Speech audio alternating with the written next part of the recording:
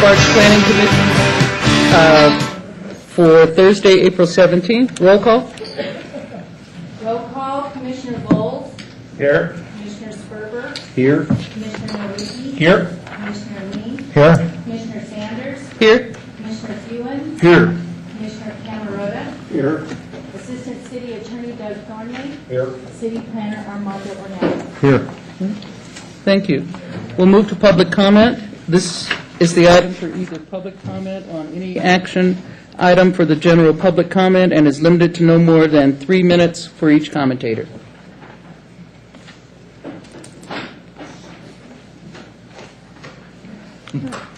Please give your name, where you live, and make sure you give a card to our staff person at the end. Thank you. Thank you. Thank you very much for recognizing me. My name is Steve Driscoll. I am the newly appointed city manager for the city of Sparks, and I just wanted to introduce myself formally to this group. I know several of you have worked in different capacities, as I've been with the city for the last 20 years. Just a quick background, I'm more or less a native. I've been here for almost, I think, less than just 2 years of my total life. Went to Reno schools, went to the University of Nevada, have a degree in accounting, and then worked in private industry for about the first half of my career. And 20 years ago, I started with the city, started out as a budget analyst, and then ran the court for a little bit. And then for the last 14 years, I've been the assistant manager, primary responsibilities of administrative services and special projects, and in the last couple of years, general overall administration working with Mr. Carey. The council appointed me, and I officially started on the 4th of April. I've been acting in that capacity for about 3 months, and so it's a pleasure to meet you all. You'll see me a little more from time to time. I've not been as involved in planning in the past as I will be in the future. So thank you very much for recognizing me. Thank you.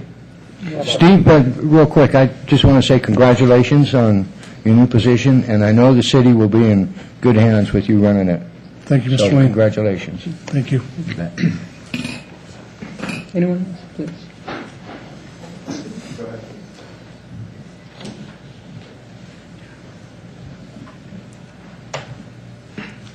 I want to thank you for not starting the clock until I got down here. I had surgery on my foot last week, and I'm moving a little slower than usual. Good evening. For the record, I'm Todd Vinger, resident of the City of Sparks and a CEO of Forever Green NV. I thank you for this opportunity to address an ordinance amending Title 20 of the Sparks Municipal Code to provide zoning authorization for the establishment of medical marijuana dispensaries. These proposed code provisions would significantly limit the parcels where a dispensary could be located within the industrial district. This proposed limitation is much more restrictive than the locational requirements in Section 20-87-020, subsection C of the Sparks Municipal Code, which are applicable to other commercial sales and services, uses of public, civic, and institutional uses occurring within the industrial district. Our concerns are that this restriction could result in increased prices for patients, reduced patient access, and additional security challenges for operators by restricting the ability of a dispensary to locate on the same parcel as an associated production facility. Cultivation or edible marijuana production facilities must be located in an industrial zone parcel. Under this proposed language, there are only a handful of locations suitable for both dispensaries and these other types of medical marijuana establishments. The effect of this provision will be to require operators to maintain separate facilities, staff, and security infrastructure for these dispensaries and associated medical marijuana facilities. The separation will result in the increased transportation, security, staff, and logistical costs, which unfortunately get passed on to the patients. We would propose a revision to require dispensaries to comply with the locational restrictions of Section 20.87.020, subsection C of the Sparks Municipal Code, applicable to other commercial sales and services, public, civic, and institutional uses in the industrial district. We also would ask that you consider the restrictions on dispensaries' hours of operation. The proposed code provisions limit the hours of operation to 8 a.m. to 6 p.m. for dispensaries located in industrial district, and 8 a.m. 9 p.m. for other dispensaries. Our concerns are that this limitation burdens patients and limits a patient's ability to access their medicine. These operational restrictions will make it difficult for patients or caregivers who work full-time or work non-standard hours within our 24-hour city to obtain their medication.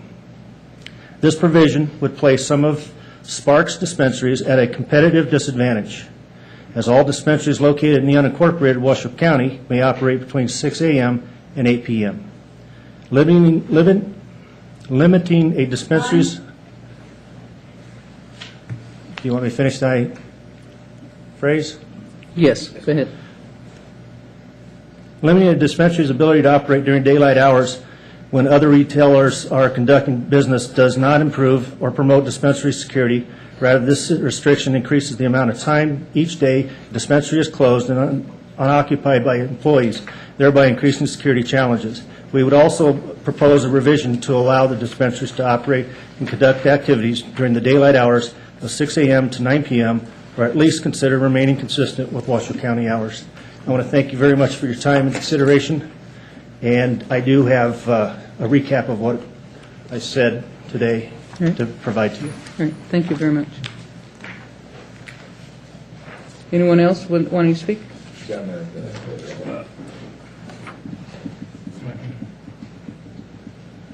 Madam Chairman, we might remind folks that they have the ability to make their 3-minute presentation as part of the agenda item as well, or not in addition to, but as well. Okay. Thank you. Rather than, that's a better word to say. Thank you for that. My name is Michael Steiner for the record, and I think I'll hold my remarks. I was going to confirm with that, so Okay. I will come up later. Thank you. All right, thank you. Thank you. Anyone else wishing to speak? If not, close public comment. We'll move to the approval of the agenda. Motion to approve. Second. It's been moved and seconded. All in favor? Aye. Opposed? Motion carries. Move to approval of the minutes.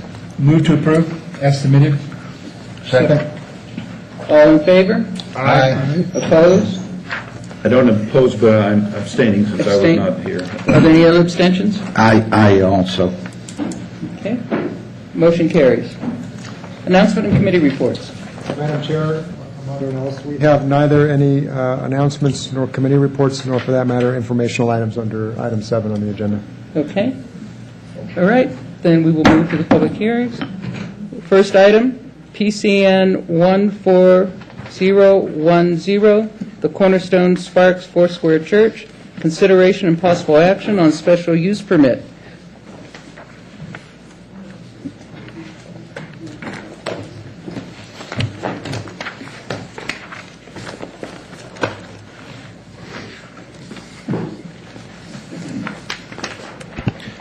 Thank you, Madam Chair. Good evening, Planning Commissioners. Tim Thompson, Senior Planner for the record. Before you tonight is a special use permit request to allow for a church in the C2 zoning district over on Bering and Sparks Boulevard within the Bering Village Shopping Center. Put the vicinity map up here. So the church is proposed to go in this building here, so it'd be to the east of the Smith's store. And then there's a little bit of a closer look. The church is proposing to occupy about 8,500 square feet. I believe there's 3 total units that they would be proposing to occupy. A portion would be a sanctuary, which they anticipate could hold up to about 250 people. They also have some classrooms. However, I would point out that this application does not include a school, nor does it include a child care facility. If the church ever decided to do either of those 2 uses in the future, an amendment to the use permit would be required. There is an existing commercial kitchen located in one of the units. The applicant is proposing to maintain that commercial kitchen for use with the church. Parking obviously was identified as one of the issues. The applicant anticipates about 111 parking spaces being required, and that's based on 250 people in the sanctuary plus parking space for the entire 8,500 square feet added together. So typically what staff would do is we would look at the requirement for the sanctuary, and then whatever remaining space, we would calculate out the additional parking space requirements. So 211, as the applicant has indicated, is probably more than what they would be required per our code. As you can see, there's a large parking field in front of the building. There's also a smaller parking area here, and then parking spaces along the building itself. Staff estimates that within these 3 rows alone, there's in the neighborhood of 80 parking spaces. So the bulk of the parking could be satisfied within that particular area and not adversely impact any of those adjacent businesses. The other thing that I would point out is the church primarily is a Sunday morning operation, and I did send you some additional information that shows the hours of operation for some of those adjacent businesses, and you'll notice that for those businesses that did operate on Sunday, most of them didn't open until about 11. So staff doesn't anticipate that there will be any parking issues related to this particular item. We've been able to make all the findings and recommend that you approve this application. I'd be happy to answer any questions.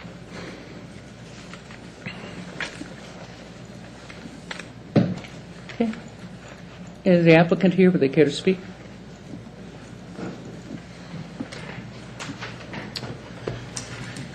Yes, Madam Chair. Dan Kovach. I represent the applicant. I've been a member of the church and an attendee since I've arrived here in town in 1981. I'm a licensed landscape architect here in town.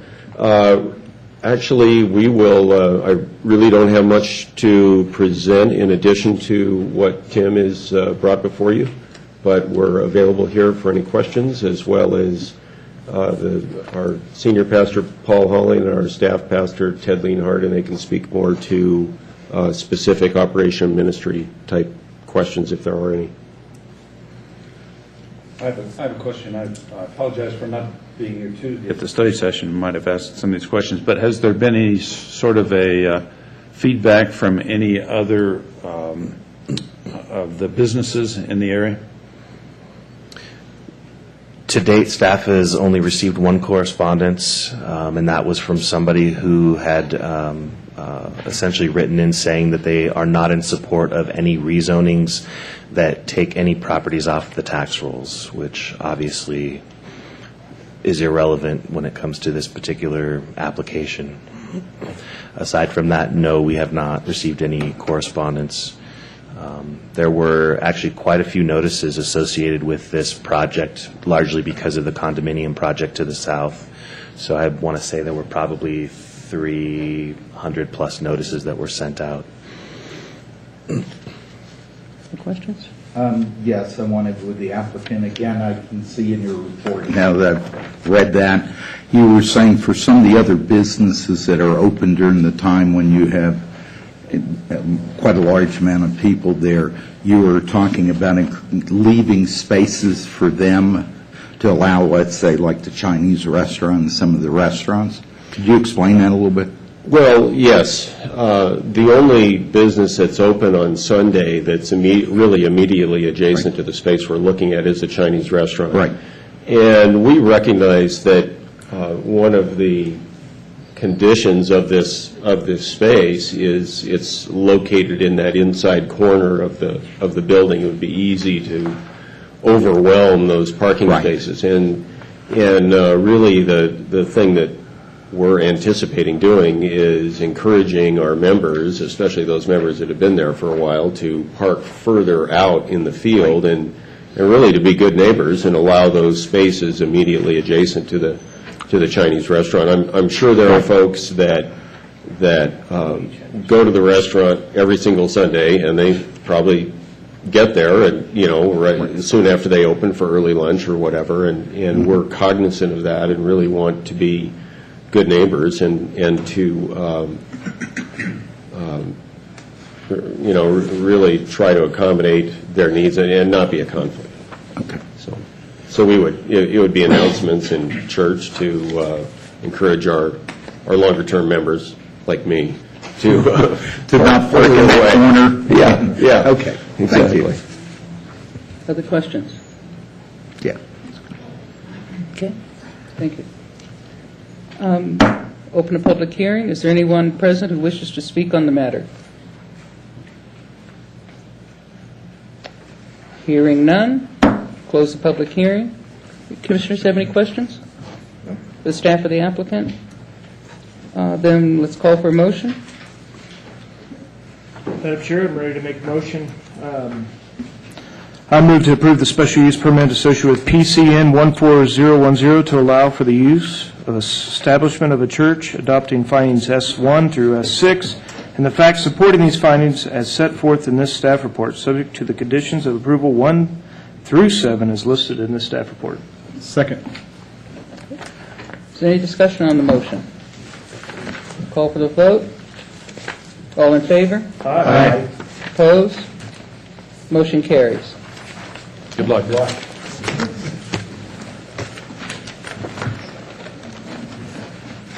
The next item is CA-4-14, City of Sparks, consideration of and possible action on ordinance amending Title 20 of the Sparks Municipal Code.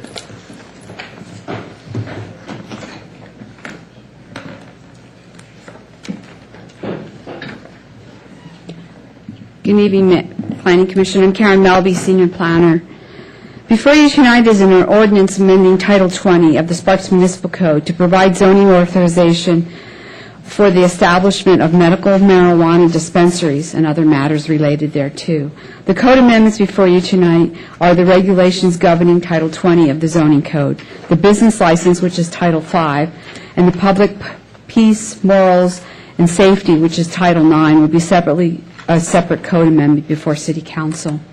In the year 2000, voters in Nevada passed Question 9, amending the state constitution to sanction medical cannabis marijuana, and especially to allow physicians to authorize qualified patients to consume and grow cannabis for personal use. In the year 2013, the Nevada legislature passed and the Governor Sandoval signed into law SB 374, which directs the Nevada Department of Health and Human Services to develop regulations for and oversee the creation of licensed establishments for the production, testing, dispensing of cannabis and cannabis-infused products to authorize patients for medical use. The Division of Public and Behavioral Health of Nevada, Department of Health and Human Services, have adopted regulations for the operation of medical marijuana establishments, which became effective on April 1st, 2014.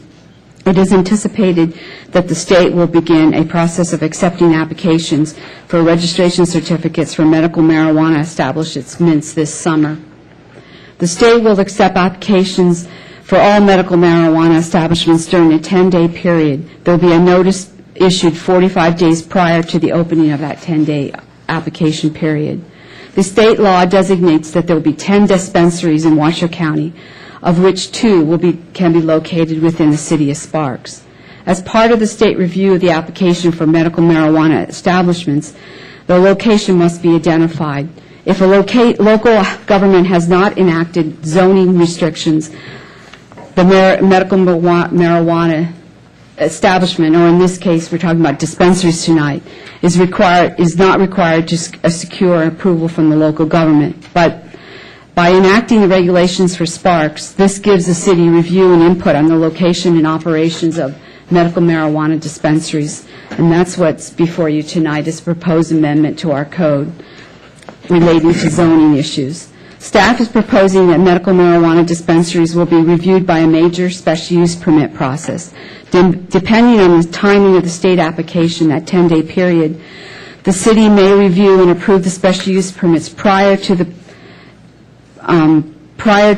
application period, Or if that doesn't happen, then staff would have to issue a zoning verification letter informing the state that the proposed location would be suitable for a medical marijuana dispensary, but will still require a major special use permit. By state law, there are 4 types of medical marijuana establishments. They are the cultivation facilities, independent testing labs, production or infusing into edible products and dispensing, and also the dispensaries. This code amendment is to establish regulations for the medical marijuana dispensaries. This code amendment adds a new section to Chapter 20, which is 2041, which is titled Permits Required for Certain Uses. The number would be 2041-080, Medical Marijuana Dispensary. The city's proposed regulations require the use to comply with the Nevada regulations, including separation criteria. There are also standards governing operation, including the loading and unloading, refuse disposal, public safety plan, property access, and emissions controls. The state separations for medical marijuana establishments apply to all 4 types, and they are 1,000 feet from any public or private schools that provides formal education from preschool to kindergarten through 12th grade. And there must be 300 feet from any community facilities, which would be a daycare, public park, playground, public swimming pools, and centers or facilities with primary purpose of providing recreational opportunities and services for children and adolescents. In this code amendment, staff is proposing an additional separation, which would be 1,000 feet from substance abuse treatment centers. I handed out to you tonight some changes to the proposed draft that I originally sent with my staff report. Based on some comments that we received the last day or so, on item D, I'm proposing to change the wording, and I could probably put this up here.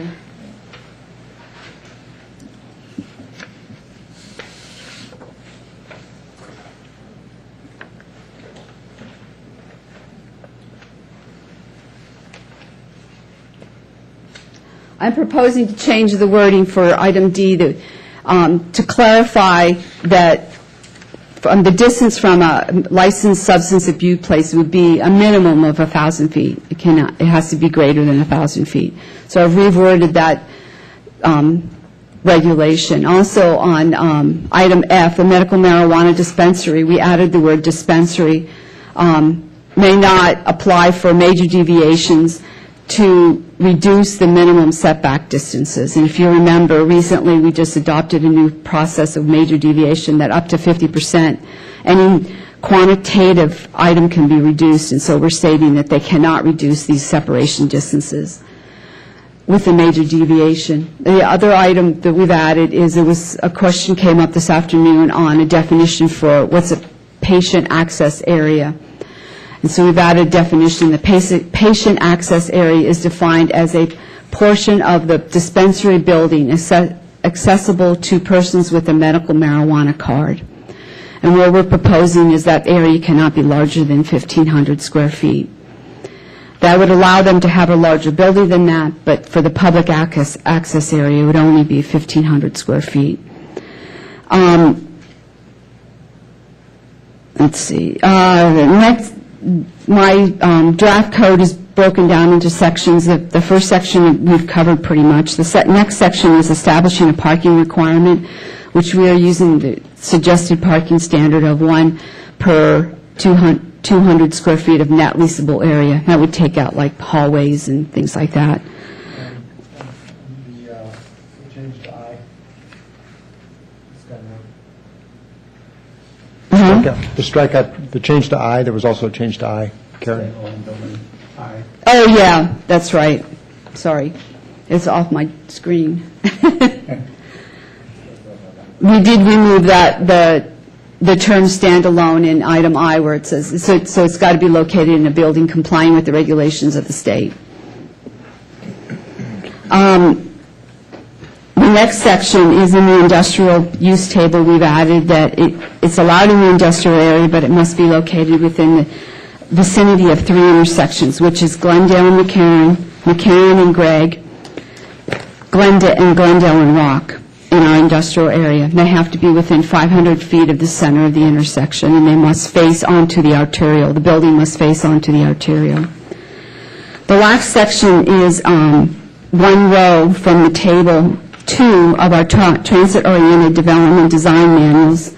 This table is in each of the manuals, and I just took one line off that instead of copying I think it's a 3 or 4 page table, and it said that we are proposing that medical marijuana dispensaries would be allowed only in the mixed-use commercial designation in the TOD zoning. The other regulations that we've added to this is if the medical marijuana dispensary loses its Nevada registration, then the special use permit would become revoked by the city. And the standards also provide that if the dispensary closes, the city will revoke the special use permit. It will not be inactive. Currently, when we have a special use permit, it stays with the land. And so if somebody comes in and occupies that within a time period, they can take over that special use permit. We're proposing that this, in a different case in this, that it would not go with the land, it goes with the operator. Planning staff has worked with a citywide project team on this and have gotten their input, and some of the things like hours of operation and things like that have been based on the input from this project team, citywide project team. We also received a 3-page letter this afternoon that was forwarded to you by Janet. I'd be happy to address any of those issues that you have any specific comments.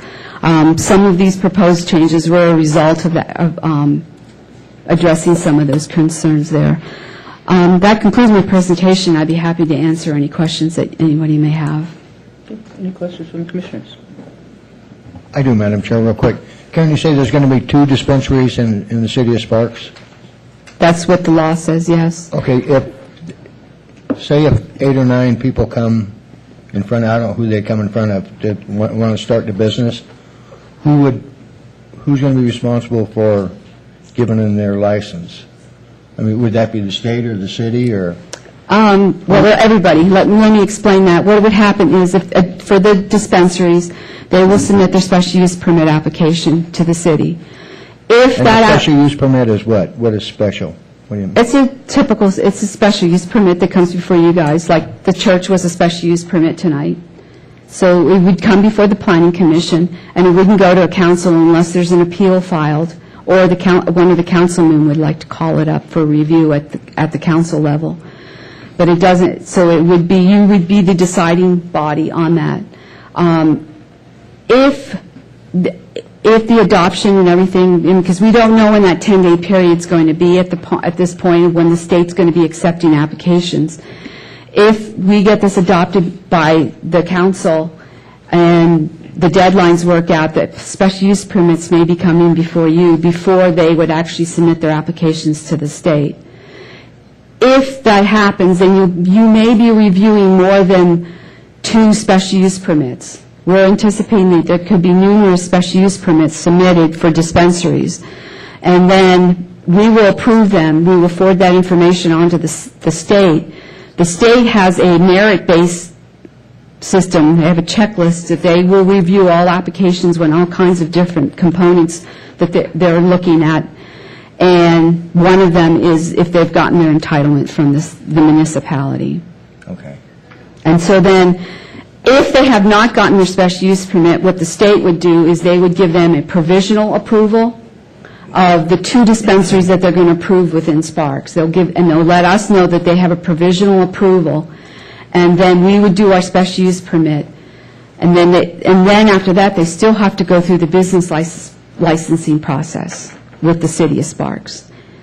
And also that would include all your state licensings for businesses also. Commissioner, if I might, just in terms of clarity, in the event that you contemplate a special use permit in advance of the state licensing process taking place, like many special use permits, it will include conditions probably, and one of those conditions would be securing a state license to operate the business. Okay.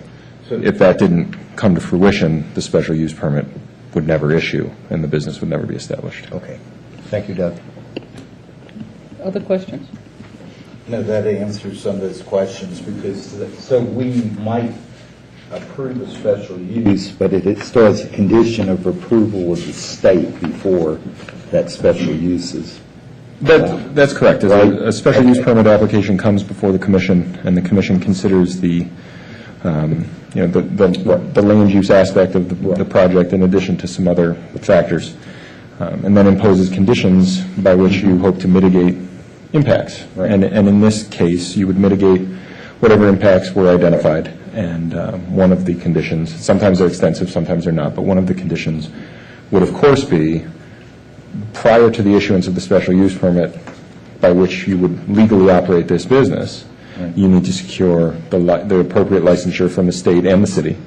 And if you took that down and included it as part of your packet for the state, and the state came back and said, gosh, we liked your application, but we like these two better, and those are the two we're going to submit to the city, you wouldn't be able to satisfy the conditions of the special use permit. The special use permit would never issue, and that business would not establish.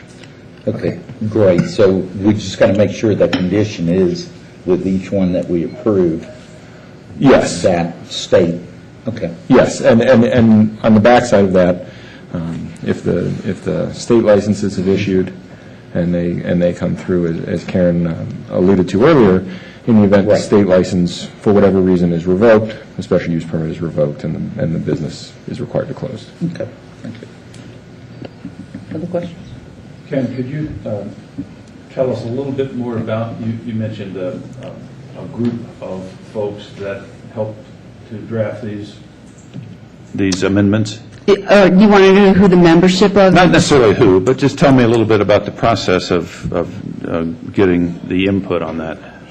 We had, actually, Steve set up a project team for the marijuana, and it was somebody, representatives from the police department, representatives from the fire department, planning. We also had our PIO person on there, and am I missing anybody? Yeah. Oh, and the community services director. Well, I set up planning, yeah. And then also the city manager's office. So some of the issues which might be, the folks that are going to appear here might not be in agreement with, they came out of this group, those kinds of things? That's correct. Geographic restrictions and time restrictions? And Yes, that was a result of input from the team. Okay. Thank you. Other questions? Hearing none, open public hearing. If there's anyone who is present who wishes to speak at this time, you are limited to 3 minutes. Please identify yourself, where you live, and make sure you give a card at the end.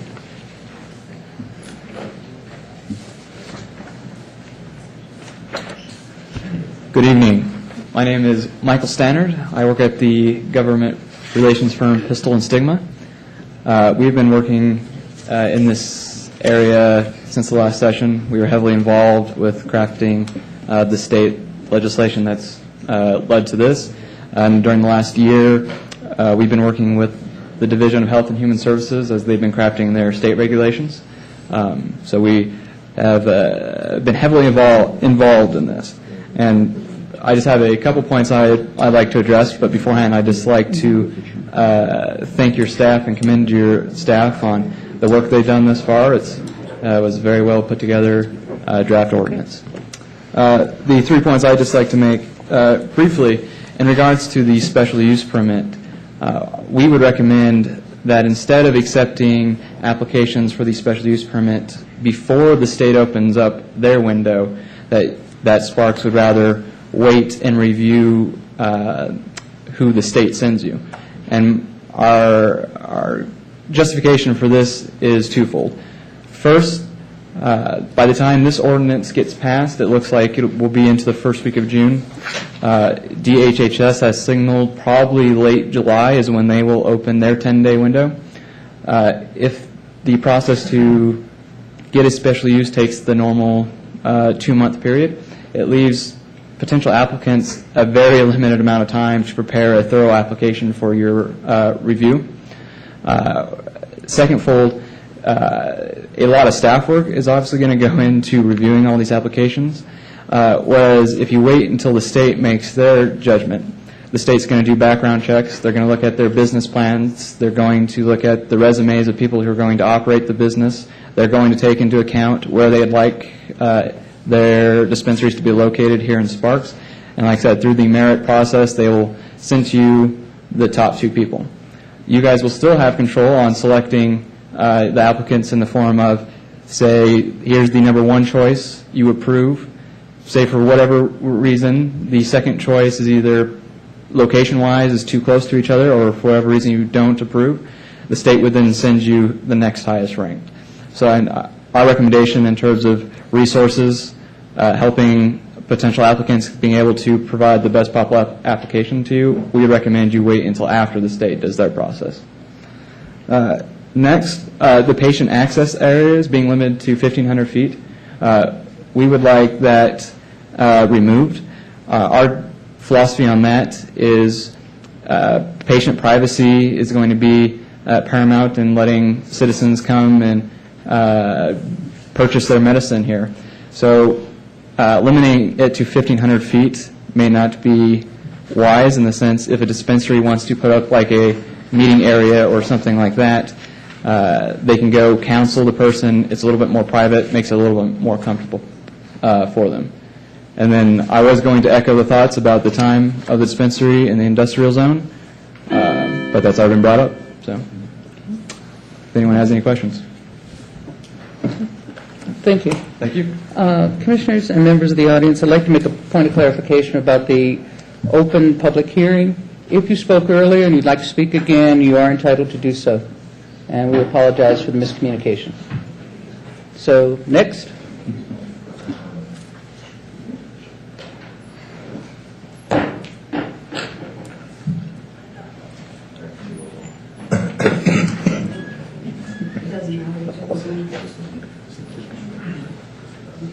You can always zoom in, please.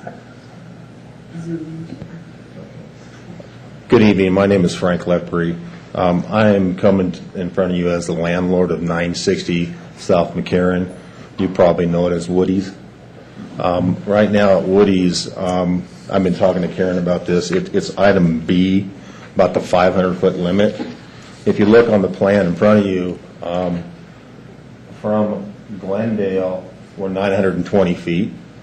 From Gregg Street, we're 880 feet to our property line. We face McCarran.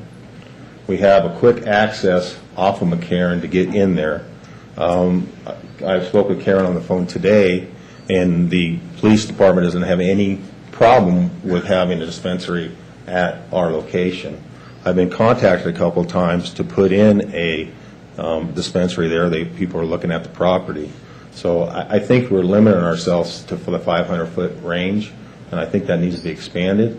I don't know what language you want to use, but it may be an easy access off of arterial like McCarran.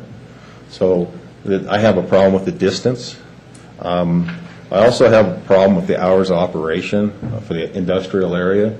I think you should leave it up to your staff and leave it at 9 o'clock and let your staff put people on probation, and then they can come back and ask to get that time limit extended.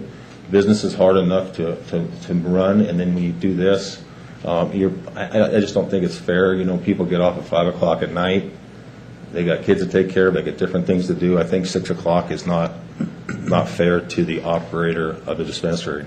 Also, Karen said that it has to front McCarran or an arterial. I think you need to say it's visible from. So like with my building, it's really the side that fronts McCarran, and then the other one fronts the parking lot.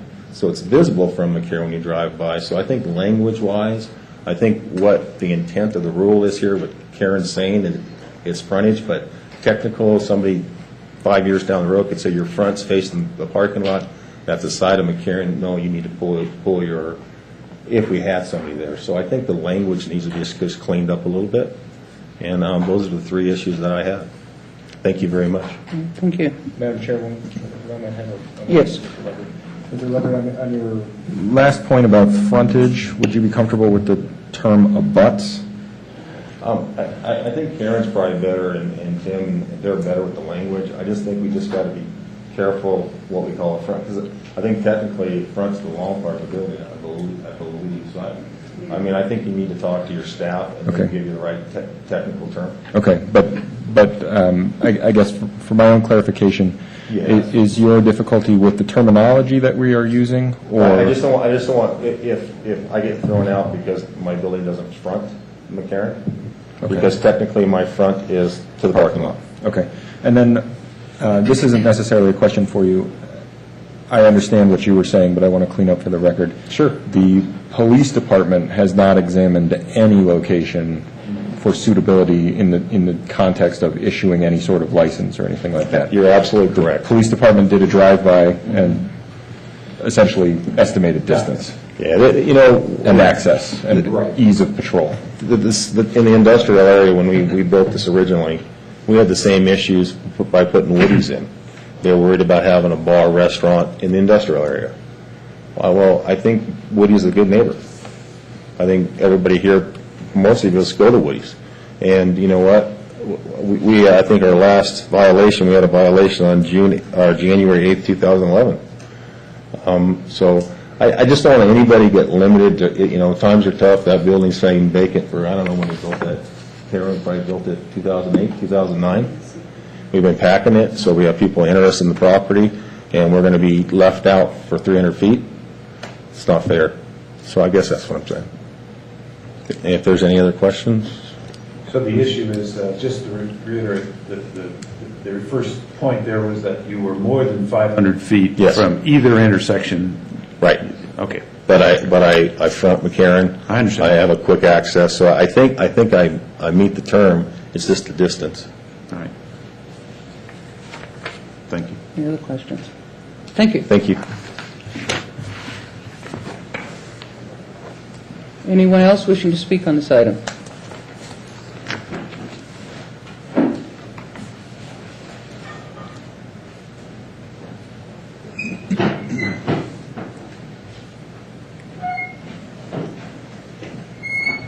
Okay.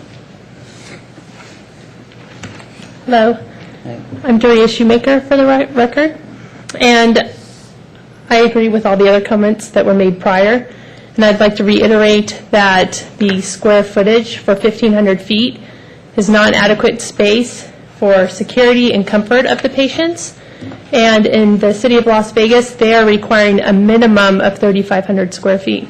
So I think that's something interesting to consider of what other jurisdictions are doing. And in addition to other jurisdictions, Washoe County has included dispensaries to fall into industrial areas as well. And I think you have a lot of industrial space here in the city, and that can open up the possibility for more options. Thank you. And make sure you fill out a card at the end. Anyone else wishing to speak on this matter?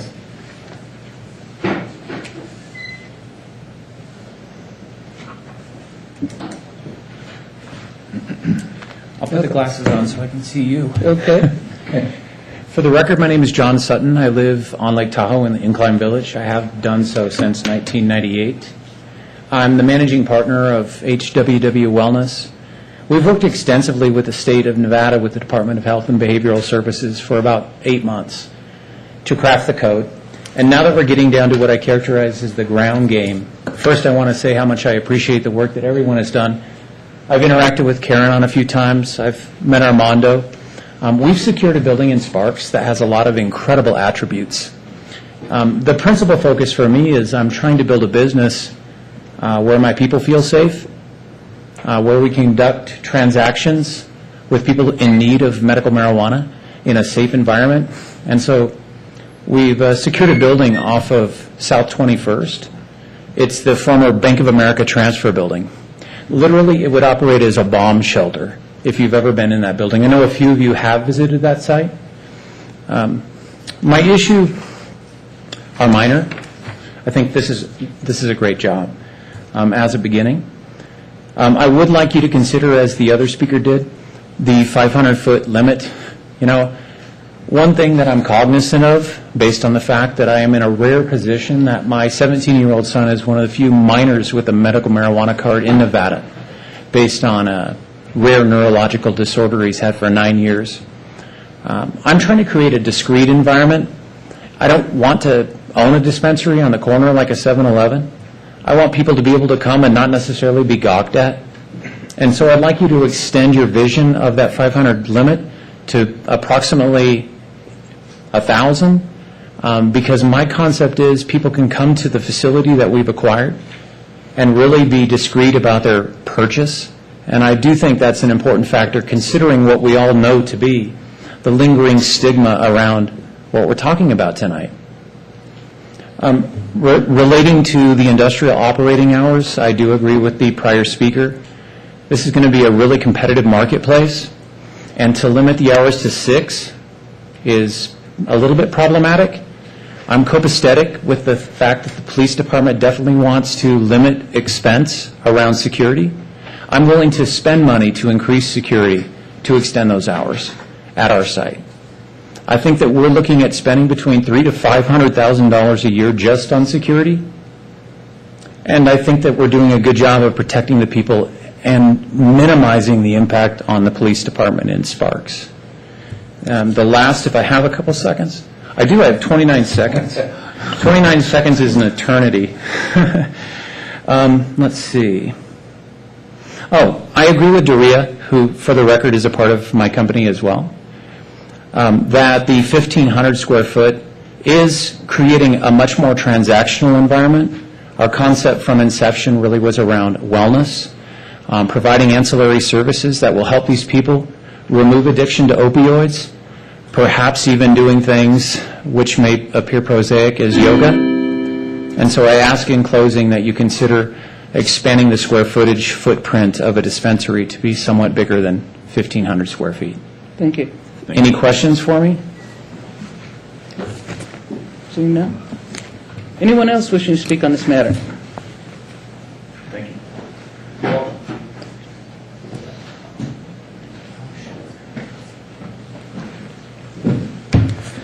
Thank you, Chairman. I don't want to belabor what I've already stated and what I presented to you, but I just want to echo what I heard from the other people here that have the same concerns.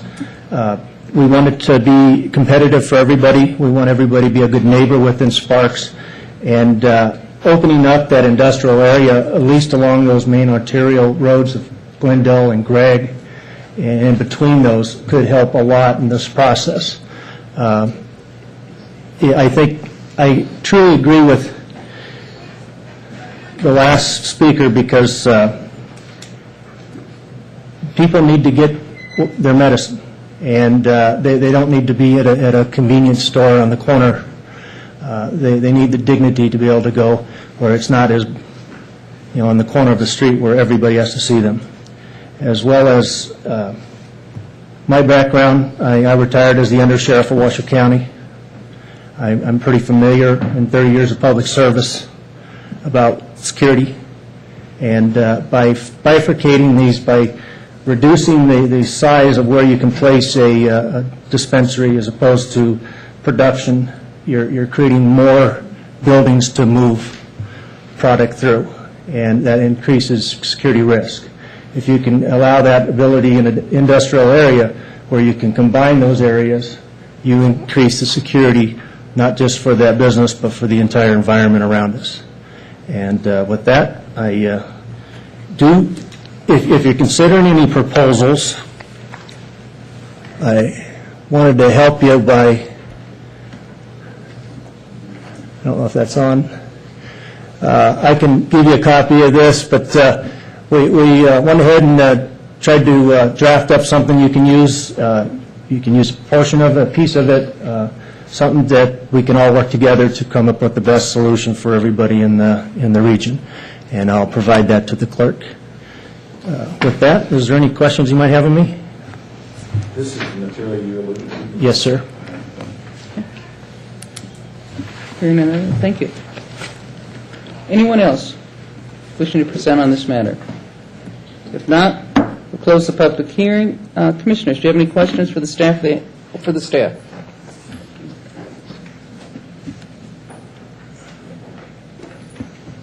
500 feet, Karen, why? That seems to be the hot topic, and what, in the hours?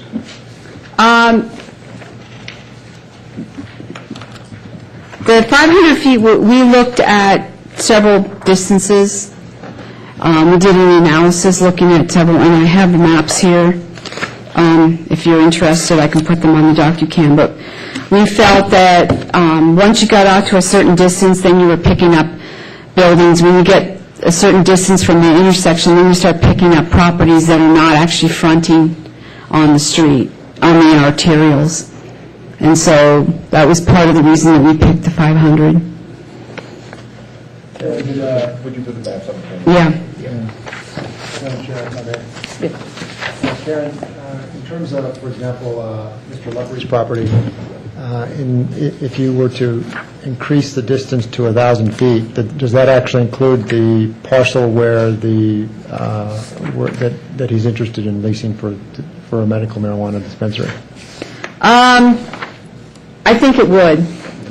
The maps that we did,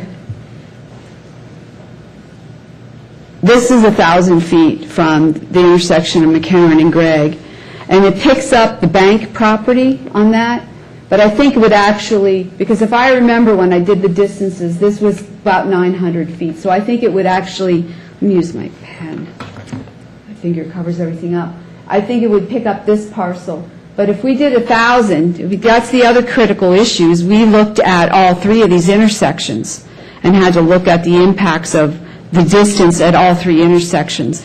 And though maybe it might be okay at one intersection, 1,000 feet may not be appropriate at another one. So that's why so I did do an analysis of all of them. And I think Frank is right that if you can see on this one, it would pick up the Woody's building at 1,000 feet from here. Because his property, his little development there is actually 3 parcels. So when we did the 1,000 feet, it gets picked up differently. And the red lines here is I was trying to estimate which building or parcels would be fronting on those arterials. Because you can see that we've got other parcels that, like this area here is being picked up, but that doesn't front on the arterial. So that would be maybe within 1,000 feet of the intersection, but that would not qualify because they don't front on the arterial. So that's what I was trying to do. I was playing around with that this afternoon, is identifying which parcels potentially. And like this building here, this parcel here, I didn't put red on it because I can't remember, but I don't think the building faces McCarran.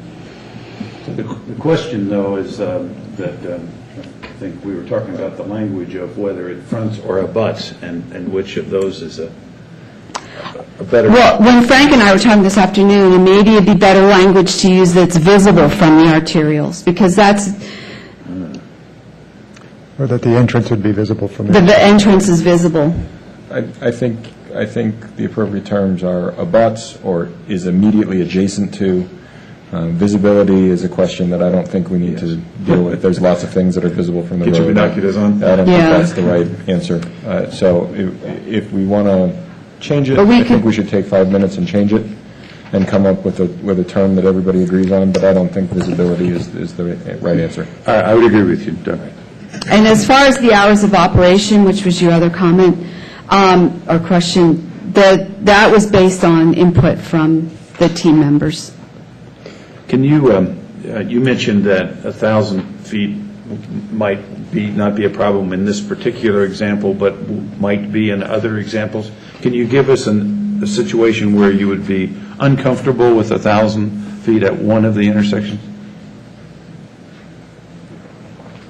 Well, this actually, this is Rock and Glendale, and this 1,000 feet goes all the way up to here, which would pick up the center. But actually, that's where Aloha Counseling is, so you wouldn't be able to go. You'd have to stay 1,000 feet from that anyway. So that's going to be a problem for that area anyway.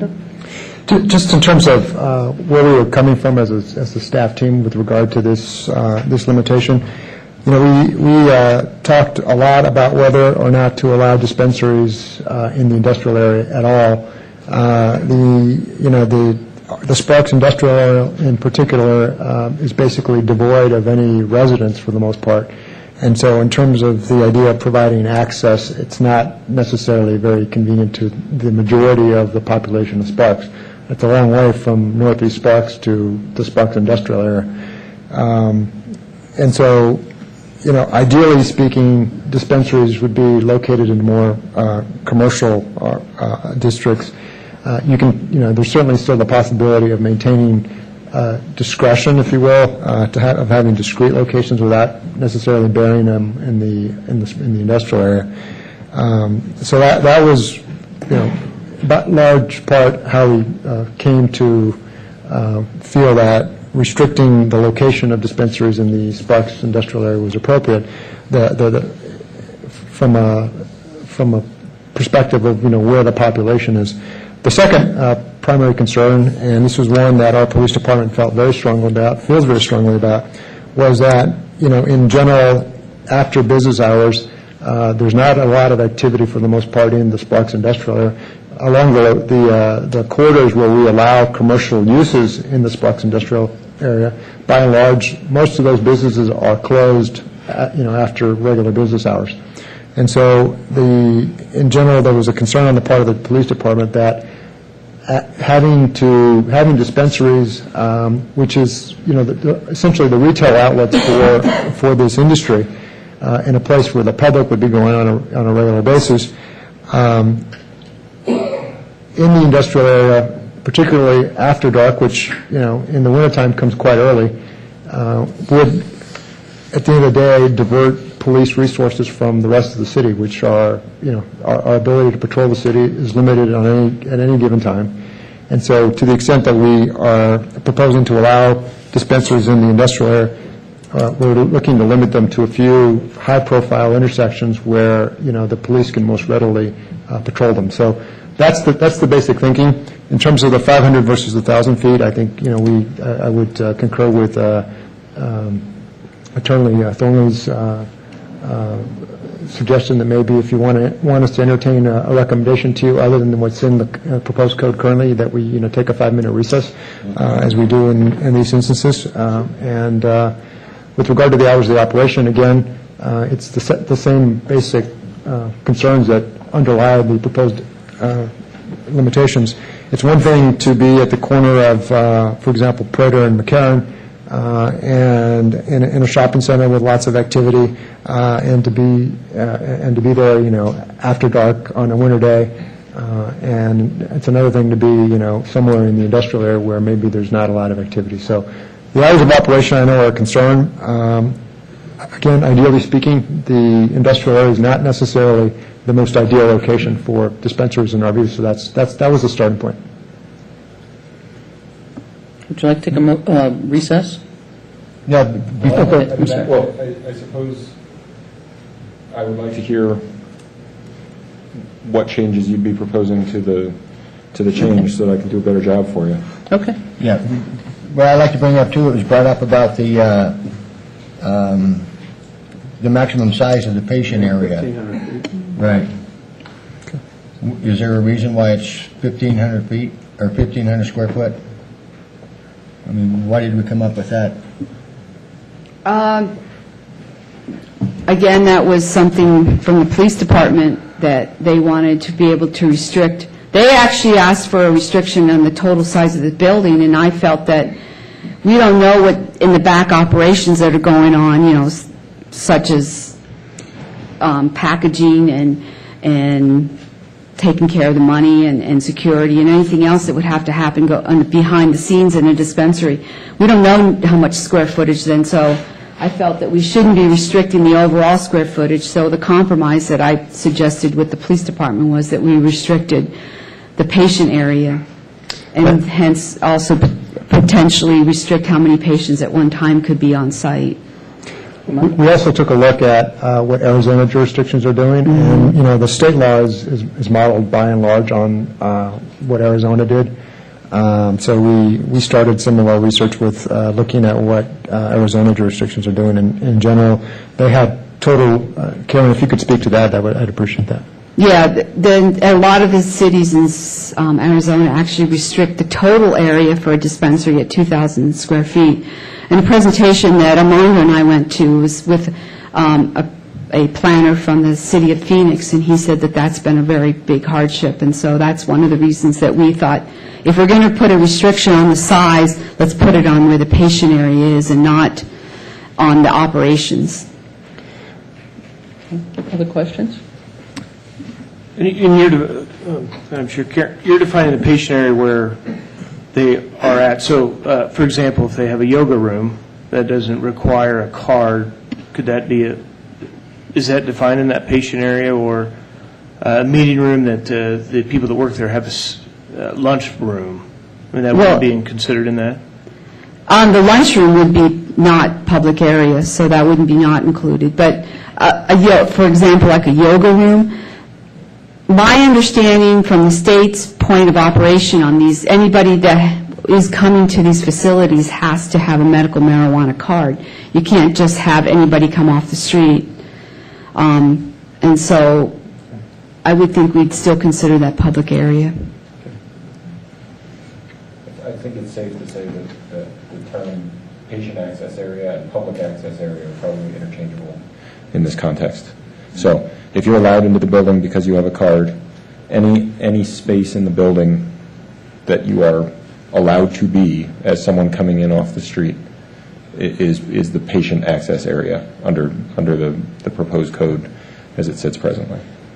So would it include bathrooms, whatever facilities for the public? Yes, the restricted access areas for employees and things like that are not included in that space.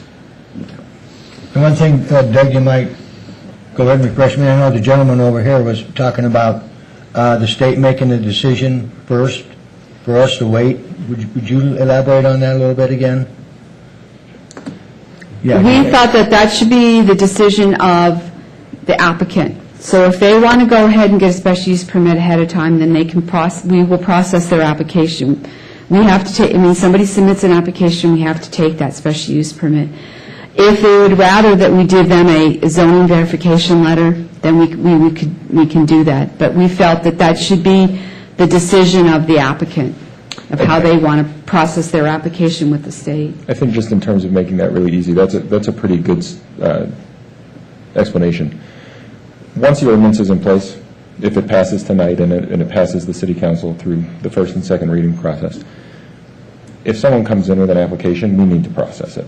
We don't have the ability to say, no, we're not accepting applications at this time.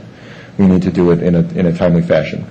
If it's the preference of the commission, frankly, ultimately the city council, that we not take applications, then what needs to happen is the ordinance itself needs to be delayed. That has not been the express preference of policy from the city council and the city manager's office, and that's why you're dealing with it tonight. Okay. That's the way to fix that problem, if you guys view it as such. But certainly the zoning verification letter is an alternative to the process, and is one that the planning staff is ready to take on. Could you explain better the zone verification? What would that be versus a special use permit? What would you do? It would just be a letter that would say that this would meet this property is a potential for a location of a dispensary. However, it will require an issuance of a major special use permit before we would be able to approve it with conditions. So what would you be just looking at location, distance, those type of things in a simple letter rather? Does it meet the zoning? Is it in the C2 zoning, or is it in the industrial area that meets our locational criteria? And as I understand it, the state application process requires essentially an identification of a location and confirmation that location is acceptable to the local jurisdiction. Now, whether that's through a special use permit or a zoning verification letter is up to the applicant. The state does not require a special use permit process to have been commenced in order to apply for a permit. So they would be acceptable as this letter? I think that they would, yes. Yeah. Okay. Armando, did you have a comment? Well, I think it's going to be up to the state to some extent to evaluate it. The letter itself is basically going to say, well, you might be able to establish a medical marijuana dispensary at this location if you go through the special use permit process and, after a public hearing, it's approved and subject to appeal to the city council. So it doesn't say much, right? It simply says, this meets the very first test, which is it's in the appropriate zoning district. Zoning. Which is about all it says.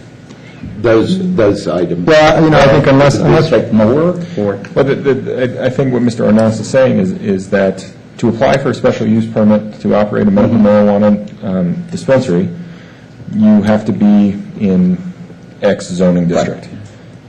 That's all the zoning verification letter is going to say. There are other steps to gaining a zoning approval from the city, but certainly the first box is checked there in that you are at least eligible to apply for the special use permit, where you are not eligible to apply for a special use permit to operate a dispensary in, say, a residential area. Right. Got it. Is any other questions, discussions? Are we ready to call for a motion? Well, wait a minute. I think no, yeah. Okay. Recess. I heard a number of questions on the 500-foot distance versus 1,000-foot distance, but I am unclear as to whether or not the commission was seeking justification for that decision, or if the commission is seeking a change in the ordinance in that respect. I think I'm more clear on the hours of operation. Please correct me if I'm wrong, that the commission would like to see relaxed standards on the hours of operation. And then I have the same question as to the 1,500 square foot patient access area requirement. Are you looking to change that, or were you looking for justification on why that number is included in the ordinance? So I think that's three questions. Answer them in whatever order, I suppose. Well, I'll give you my opinion on that. Is that it seems to me that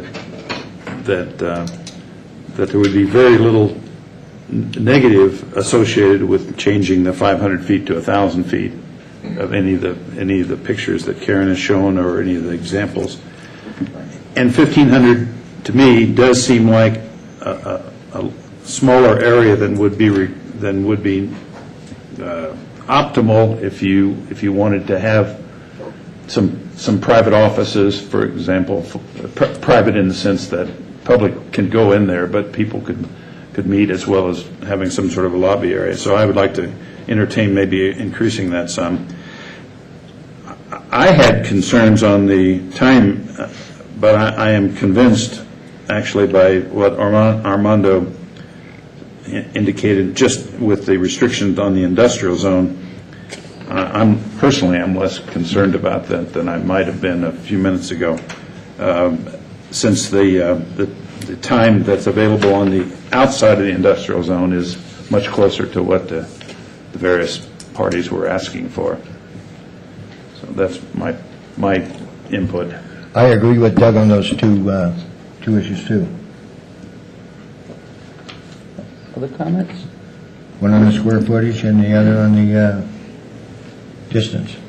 I'd like to see some relaxation on time. I mean, we start our meetings here at 6 o'clock, and trying to get crossed out at 5 o'clock in any traffic is hard and difficult, and for the concessions to the patients who leaving a work environment, an extra hour, I don't think would be a burden, to a minimum. So you're talking about a possible extension in the industrial zone? Yes. To 7 or 8 or 7. Office. Other comments from other commissioners? Attorney Dinwiddie, does this give you enough to work with? It does. Could I please Okay. have a We'll call recess? for a recess.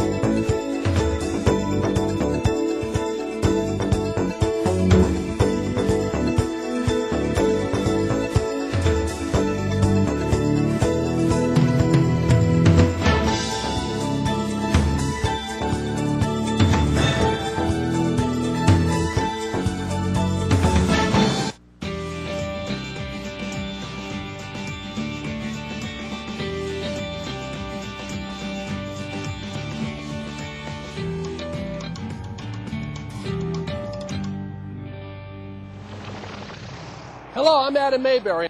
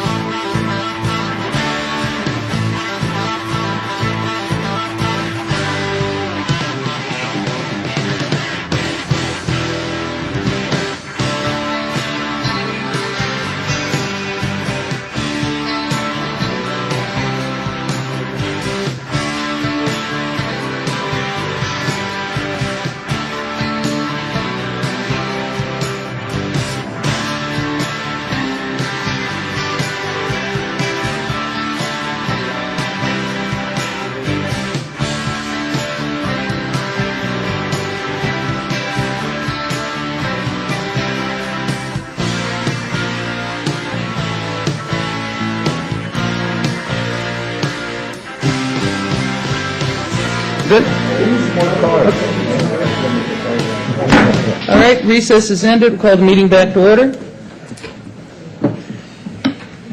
After our convening or recess, we are proposing some revised language. For item B, we're proposing that it would read, medical marijuana dispensaries shall only be located in the industrial zoning district in buildings which have identified the public access point to be used in conjunction with a medical marijuana dispensary that is readily visible from the arteria upon which it is situated, and measured 1,000 feet from the center of the following intersections. And it would be the same three intersections: McCarran Boulevard and Glendale Boulevard, McCarran Boulevard and Gregg Street, and then Rock Boulevard and Glendale Avenue. The other thing that we're proposing is on item G, increasing the square footage from 1,500 square feet for the public patient access area to 2,500 square feet. We are not proposing a change in the hours of operation.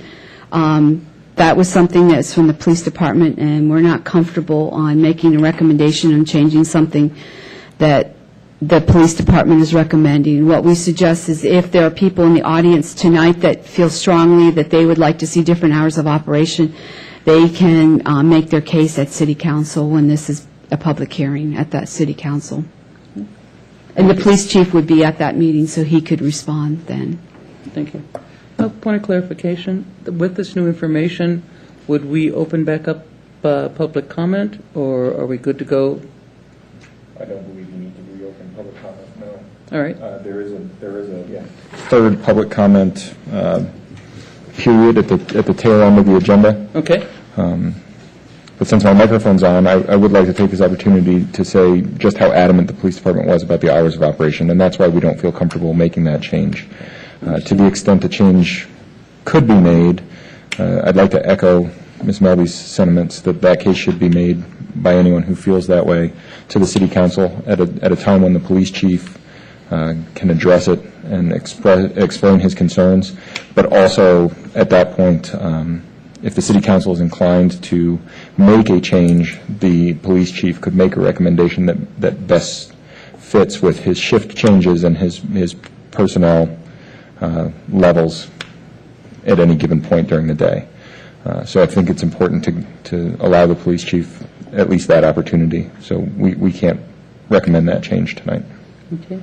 I have one other question for you. On the final public comment, it says that this is limited to items that do not appear on the agenda? Well, at that point, the agenda item would be on the City Council's docket and not yours. Okay. That will be fine with me. This is my first official meeting. I'm trying to do it right. Okay. So, are we ready to call for a motion? We are. I'd like to make a motion. Please do. I move to forward a recommendation of approval to City Council of CA-4-14 to amend Chapter 20 of the Sparks Municipal Code to establish zoning authority for the establishment of medical marijuana dispensaries with amendment changes to 20.41.080 as outlined by staff. Commissioner Ring, does that include the... The changes, yes. Okay. Yes. Okay. Is there a second? Second. Call for the vote. All in favor? Aye. Opposed? Hearing none, motion carries. Thank you all for your time. And we are now moving to general business. First item is PCN 14008, Rising Tides LLC. Ms. Melby?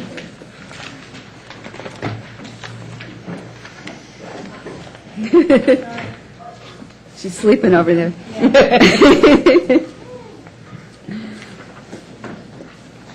Good evening, Planning Commissioner Karen Melby, Senior Planner. This is the consideration of and possible action on the approval of a final plan development handbook for the Kiley Ranch Plan Development. This would be Phase 6. Outlined on this map here, I need to zoom out a little. Outlined in red on this map is the boundaries of the Kiley Ranch North property. This would be Pyramid Highway here. This would be Sparks coming into Pyramid, just to give you an orientation. This is Phase 6, which is a new phase. We have not reviewed this phase previously. It's outlined in the dashed area for, that would be and it's a total of 115 acres that's in this plan development. I did hand out a corrected page on page 2 under land use that should have been noted to say no change. They are not proposing any changes to what was in the original handbook or the tentative handbook. Staff has reviewed this and finds that this proposed handbook, the final handbook, is in substantial compliance with the tentative handbook.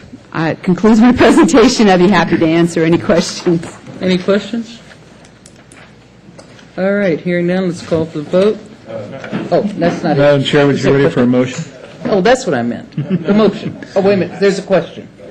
Applicant. Yeah. Oh, forgot about the applicant. Come on. Use my marijuana. Good evening. My name is Lois Brown, and I represent Rising Tide and KM2, the master developer. This handbook allows us a broad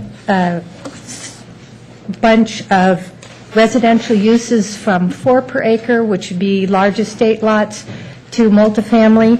The handbook is from the tentative handbook that was approved in 2004, and I would be happy to answer any questions you have. The entire application is residential, and we have had some inquiries already for people who are interested in residential lots. And I have Rob Peisel with me, who helped prepare the handbook, if anyone has any questions of him, and I'd be happy to help you with anything you were wondering about. Any questions from the commissioners? Okay. Motion to accept? Madam Chair, Yes. I move to forward a recommendation of approval to the City Council for PCN 14008 as the final draft in the substantial conformance with the City Council's action on the tentative approval of Kiley Ranch North Plan Development Handbook and the facts supporting these findings as set forth in the staff report. Second. Okay. Call for a vote. All in favor? Aye. Opposed? Hearing none, motion carries. Public comment is again open. Any member of the public wishing to speak at this time? Seeing none, I'll entertain a motion for adjournment. So moved. Second. All in favor? Aye. Opposed? We're done. We need